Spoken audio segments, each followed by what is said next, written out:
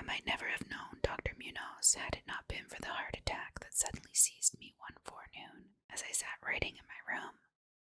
I dragged myself upstairs and knocked feebly at the door above mine. A rush of cool air greeted me, and though the day was one of the hottest of late June, I shivered as I crossed the threshold into a large apartment. The figure before me was short but exquisitely proportioned, and clad in somewhat formal dress of perfect cut and fit. A high-bred face of masterful, though not arrogant, expression was adorned by a short, iron-gray full beard. Thick, well-trimmed hair that argued the punctual calls of a barber was parted gracefully above a high forehead, and the whole picture was one of striking intelligence. Hello everybody, welcome back to another H.P. Lovecraft horror story from this book here, Tales of Horror, which compiles a few of his stories, not all of them though. If you are interested in purchasing one of these books for yourself, you can find the link in my description. Today's story will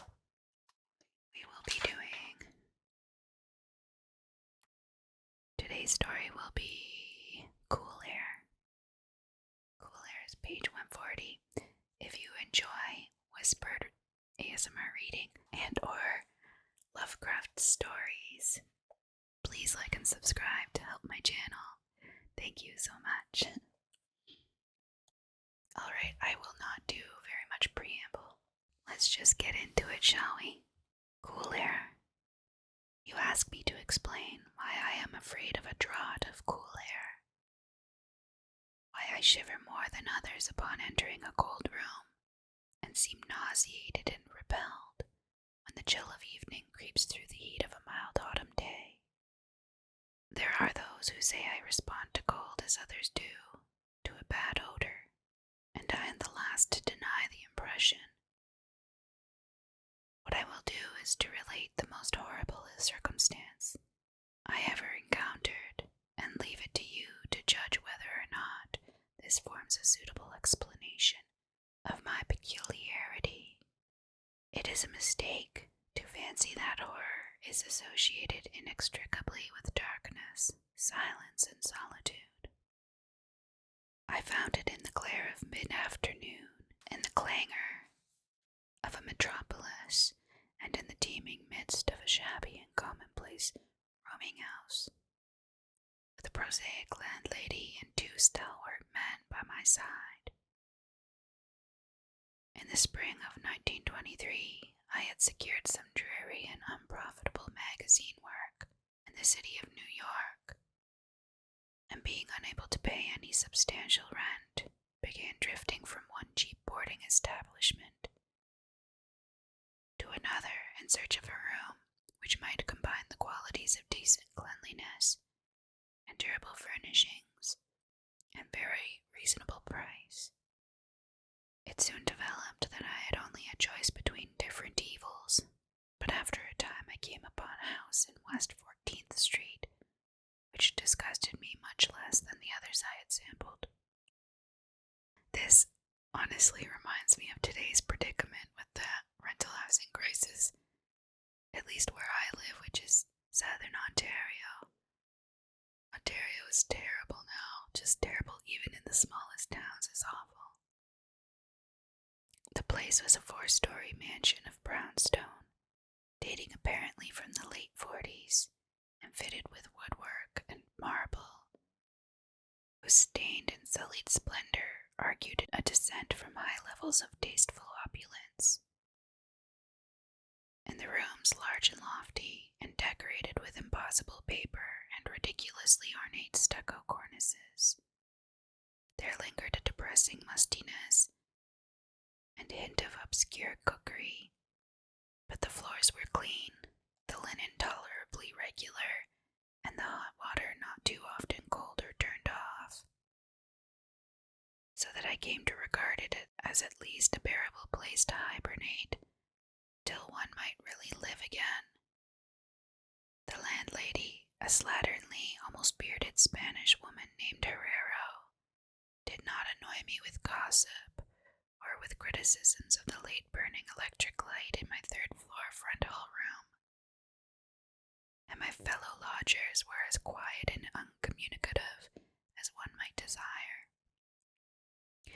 Being mostly Spaniards, a little above the coarsest and crudest grade. Wow, that's rude. Really rude. Only the din of streetcars and the thoroughfare below proved a serious annoyance. I had been there about 3 weeks when the first odd incident occurred. One evening at about 8, I heard a spattering on the floor and became suddenly aware that I had been smelling the pungent odor of ammonia for some time. Looking about, I saw that the ceiling was wet and dripping, the soaking apparently proceeding from a corner on the side toward the street. Anxious to stop the matter at its source, I hastened to the basement to tell the landlady, and was assured by her that the trouble would quickly be set right. "Docteur Munoz," she cried, as she rushed upstairs ahead of me. "He have spill his chemicals. He is too sick for doctor himself. Sicker and sicker all the time, but he will not have no one there for help. He is very queer in his sickness. All day he take funny smelling baths, and he cannot get excited or warm. All his own housework he do. His little room are full of bottles and machines, and he do not work as doctor, but he was great once. My father in Barcelona have hear of him, and only just now he fix an arm of the plumber that get hurt of sudden. He never go out, only on roof, and my boy Esteban, he bring him his food and laundry and medicines and chemicals. My God, the sal ammoniac that man used for him, for keep him cool." Mrs. Herrero disappeared up the staircase to the 4th floor, and I returned to my room. The ammonia ceased to drip, and as I cleaned up what had spilled and opened the window for air, I heard the landlady's heavy footsteps above me. Dr. Munoz I had never heard, save for certain sounds as of some gasoline-driven mechanism, since his step was soft and gentle. I wondered for a moment what the strange affliction of this man might be, and whether his obstinate refusal of outside aid were not the result of a rather baseless eccentricity. There is, I reflected tritely, an infinite deal of pathos in the state of an eminent person who has come down in the world.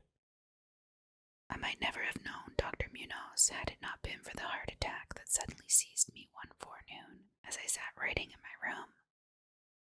Physicians had told me of the danger of those spells, and I knew there was no time to be lost. So, remembering what the landlady had said about the invalid's help of the injured workman, I dragged myself upstairs and knocked feebly at the door above mine. My knock was answered in good English by a curious voice some distance to the right, asking my name and business. And these things being stated, there came an opening of the door next to the one I had sought. A rush of cool air greeted me, and though the day was one of the hottest of late June, I shivered as I crossed the threshold into a large apartment whose rich and tasteful decoration surprised me in this nest of squalor and seediness. A folding couch now filled its diurnal role of sofa, and the mahogany furniture, sumptuous hangings, old paintings, and mellow bookshelves all bespoke a gentleman's study rather than a boarding-house bedroom. I now saw that the hall room above mine, the ladle room of bottles and machines which Mrs. Herrero had mentioned, was merely the laboratory of the doctor, and that his main living quarters lay in the spacious adjoining room, whose convenient alcoves and large contiguous bathroom permitted him to hide all.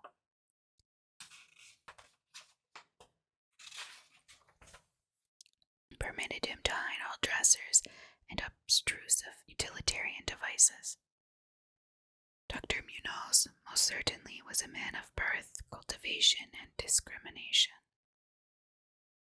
The figure before me was short but exquisitely proportioned, and clad in somewhat formal dress of perfect cut and fit. A high-bred face of masterful, though not arrogant, expression was adorned by a short, iron-gray full beard, and an old-fashioned pince-nez shielded the full dark eyes, and surmounted an aquiline nose, which gave a Moorish touch to a physiognomy otherwise dominantly Celtiberian. Thick, well-trimmed hair that argued the punctual calls of a barber was parted gracefully above a high forehead, and the whole picture was one of striking intelligence and superior blood and breeding. Nevertheless, as I saw Dr. Munoz in that blast of cool air, I felt a repugnance which nothing in his aspect could justify.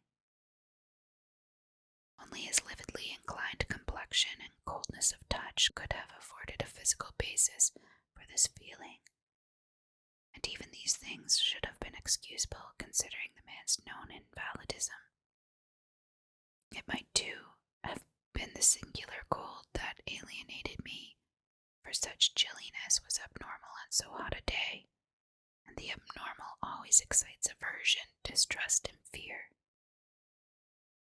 But repugnance was soon forgotten in admiration, for the strange physician's extreme skill at once became manifest, despite the ice-coldness and shakiness of his bloodless-looking hands.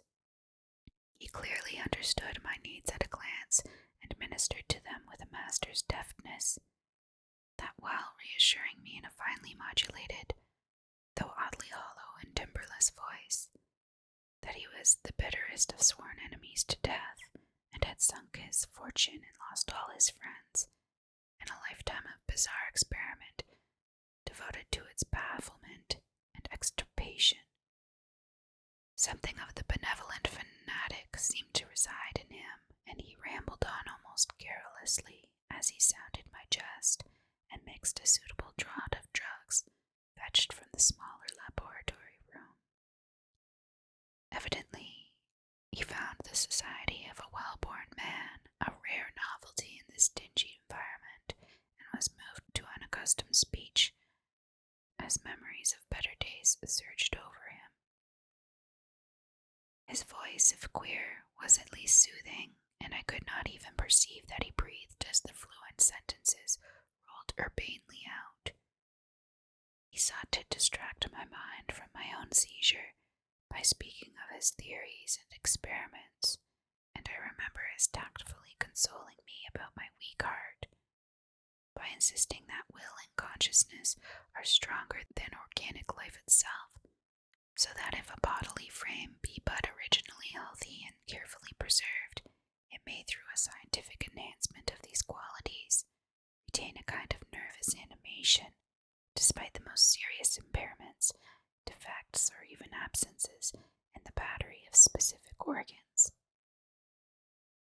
He might, he half-jestingly said, some day teach me to live, or at least to possess some kind of conscious existence, without any heart at all. For his part, he was afflicted with a complication of maladies, requiring a very exact regimen which included constant cold. Any marked rise in temperature might, if prolonged, affect him fatally, and the frigidity of his habitation, some 55 or 56 degrees Fahrenheit, oh man, that's cold, was maintained by an absorption system of ammonia cooling, the gasoline engine of whose pumps I had often heard in my own room below. Relieved of my seizure in a marvelously short while, I left the shivery place a disciple and devotee of the gifted recluse. After that I paid him frequent overcoated calls, listening while he told of secret researches and almost ghastly results, and trembling a bit when I examined the unconventional and astonishingly ancient volumes on his shelves. I was eventually, I may add, almost cured of my disease for all time by his skillful ministrations. It seems that he did not scorn the incantations of the medievalists, since he believed these cryptic formulae to contain rare psychological stimuli, which might conceivably have singular effects on the substance of a nervous system from which organic pulsations had fled. I was touched by his account of the aged Dr. Torres of Valencia, who had shared his earlier experiments and nursed him through the great illness of 18 years before, whence his present disorders proceeded. No sooner had the venerable practitioner saved his colleague than he himself succumbed to the grim enemy he had fought. Perhaps the strain had been too great, for Dr. Munoz made it whisperingly clear, though not in detail, that the methods of healing had been most extraordinary, involving scenes and processes not welcomed by elderly and conservative Galens. As the weeks passed, I observed with regret that my new friend was indeed slowly but unmistakably losing ground physically, as Mrs. Herrero had suggested. The livid aspect of his countenance was intensified, his voice became more hollow and indistinct, his muscular motions were less perfectly coordinated, and his mind and will displayed less resilience and initiative. Of this sad change he seemed by no means unaware, and little by little his expression and conversation both took on a gruesome irony, which restored in me something of the subtle repulsion I had originally felt. He developed strange caprices, acquiring a fondness for exotic spices and Egyptian incense, till his room smelled like the vault of a sepulchred pharaoh in the Valley of Kings. At the same time, his demands for cold air increased, and with my aid he amplified the ammonia piping of his room and modified the pumps and feed of his refrigerating machine, till he could keep the temperature as low as 34 degrees or 40 degrees, and finally even 28 degrees. The bathroom and laboratory, of course, being less chilled, in order that water might not freeze, and that chemical processes might not be impeded. The tenant adjoining him complained of the icy air from around the connecting door, so I helped him fit heavy hangings to obviate the difficulty. A kind of growing horror of ultra and morbid cast seemed to possess him. He talked of death incessantly, but laughed hollowly when such things as burial or funeral arrangements were gently suggested. All in all, he became a disconcerting and even gruesome companion.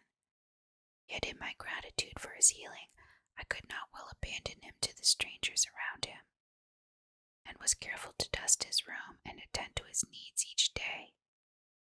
Muffled in a heavy ulster which I bought especially for the purpose, I likewise did much of his shopping, and gasped in bafflement at some of the chemicals he ordered from druggists and laboratory supply houses. An increasing and unexplained atmosphere of panic seemed to rise around his apartment. The whole house, as I have said, had a musty odor, but the smell in his room was worse, and in spite of all the spices and incense and the pungent chemicals of the now incessant baths, which he insisted on taking unaided, I perceived that it must be connected with his ailment, and shuddered when I reflected on what that ailment might be. Mrs. Herrero crossed herself when she looked at him, and gave him up unreservedly to me, not even letting her son Esteban continue to run errands for him. When I suggested other physicians, the sufferer would fly into as much of a rage as he seemed to dare to entertain. He evidently feared the physical effect of violent emotion, yet his will and driving force waxed rather than waned, and he refused to be confined to his bed. The lassitude of his earlier ill days gave place to a return of his fiery purpose, so that he seemed about to hurl defiance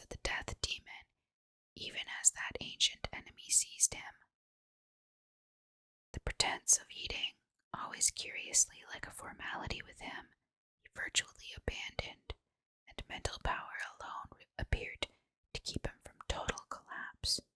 He acquired a habit of writing long documents of some sort, which he carefully sealed and filled with injunctions that I transmit them after his death to certain persons whom he named, for the most part lettered East Indians, but including a once celebrated French physician now generally thought dead, and about whom the most inconceivable things had been whispered. As it happened, I burned all these papers undelivered and unopened. His aspect and voice became utterly frightful, and his presence almost unbearable. One September day, an unexpected glimpse of him induced an epileptic fit in a man who had come to repair his electric desk lamp, a fit for which he prescribed effectively, whilst keeping himself well out of sight. That man, oddly enough, had been through the terrors of the Great War without having incurred any fright so thorough. Then in the middle of October, the horror of horrors came with stupefying suddenness. One night about 11, the pump of the refrigerating machine broke down, so that within 3 hours, the process of ammonia cooling became impossible. Dr. Munoz summoned me by thumping on the floor, and I worked desperately to repair the injury, while my host cursed in a tone whose lifeless, rattling hollowness surpassed description. My amateur efforts, however, proved of no use, and when I had brought in a mechanic from a neighboring all-night garage, we learned that nothing could be done till morning, when a new piston would have to be obtained. The moribund hermit's rage and fear, swelling to grotesque proportions, seemed likely to shatter what remained of his failing physique, and once a spasm caused him to clap his hands to his eyes and rush into the bathroom. He groped his way out with face tightly bandaged, and I never saw his eyes again. The frigidity of the apartment was now sensibly diminishing, and at about 5 a.m. the doctor retired to the bathroom, commanding me to keep him supplied with all the ice I could obtain at all-night drugstores and cafeterias. As I would return from my sometimes discouraging trips and lay my spoils before the closed bathroom door, I could hear a restless splashing within and a thick voice croaking out the order for more. At length a warm day broke, and the shops opened one by one. I asked Esteban either to help with the ice fetching whilst I obtained the pump piston, or to order the piston while I continued with the ice. But instructed by his mother, he absolutely refused. Finally, I hired a seedy-looking loafer, whom I encountered on the corner of 8th Avenue, to keep the patient supplied with ice from a little shop, where I introduced him, and applied myself diligently to the task of finding a pump piston and engaging workmen competent to install it. The task seemed interminable, and I raged almost as violently as the hermit when I saw the hours slipping by, and a breathless, foodless round of vain telephoning, and a hectic quest from place to place, hither and thither by subway and surface car.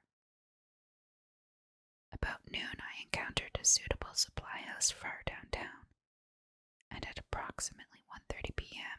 arrived at my boarding place with the necessary paraphernalia and 2 sturdy and intelligent mechanics.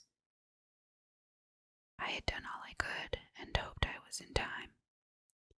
Black terror, however, had preceded me. The house was in utter turmoil, and above the chatter of odd voices, I heard a man praying in a deep basso. Fiendish things were in the air, and lodgers told over the beads of their rosaries as they caught the odor from beneath the doctor's closed door. The lounger I had hired, it seems, had fled screaming and mad-eyed not long after his second delivery of ice, perhaps as a result of excessive curiosity. He could not, of course, have locked the door behind him, yet it was now fastened, presumably from the inside. There was no sound within save a nameless sort of slow, thick dripping. Briefly consulting with Mrs. Herrero and the workmen, despite a fear that gnawed at my inmost soul, I advised the breaking down of the door.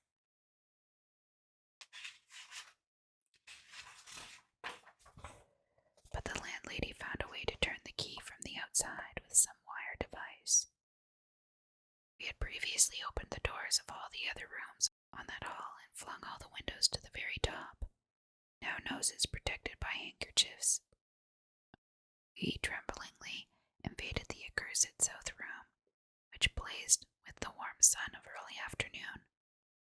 A kind of dark, slimy trail led from the open bathroom door to the hall door, and thence to the desk, where a terrible little pool had accumulated. Something was scrawled there in pencil in an awful blind hand on a piece of paper hideously smeared, as though by the very claws that traced the hurried last words. Then the trail led to the couch and ended unutterably.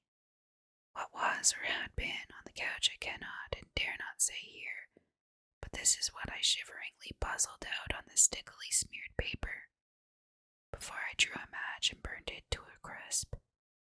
What I puzzled out in terror as the landlady and two mechanics rushed frantically from the hellish place to babble their incoherent stories at the nearest police station. The nauseous words seemed well nigh incredible in that yellow sunlight, with the clatter of cars and motor trucks ascending clamorously from crowded 14th Street. Yet I confess that I believed them then. Whether I believe them now I honestly do not know. There are things about which it is better not to speculate, and all that I can say is that I hate the smell of ammonia, and grow faint at a draught of unusually cool air. The end, ran that noisome scrawl, is here, no more ice. The man looked and ran away, warmer every minute, and the tissues can't last. I fancy you know what I said about the will and the nerves in the preserved body after the organs ceased to work. It was a good theory, but couldn't keep up indefinitely. There was a gradual deterioration I had not foreseen.